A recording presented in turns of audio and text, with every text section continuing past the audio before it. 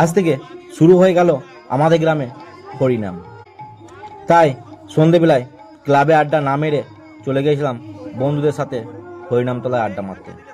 আমার পাশে যে বন্ধুটিকে দেখতে পাচ্ছ, এদের পাড়াতেই হচ্ছে হরিনাম। আমি যখন গিয়েছিলাম তখন দেখি রাধারানীর মঞ্চে ভোগ আরতির গান হচ্ছে। এই ভোগ আরতির গান শুনতে খুব সুন্দর লাগে। আমাদের এই হরিনামে 4 দিন ব্যাপী মধ্যাহ্ন ভোজনের আয়োজন করা হয়ে থাকে, কিন্তু তার জন্য যৎসামান্য টোকেনের ব্যবস্থা করা হয়। একটু পরই শুরু হবে আমাদের পালা কীর্তন। আর এই পালা কীর্তনটি করবে আমাদের গ্রামেরই একজন ব্রাহ্মণদের ছেলে। প্রতি বছরই হরিনামের প্রথম দিন এই ভাইটি পালা কীর্তন করে থাকে।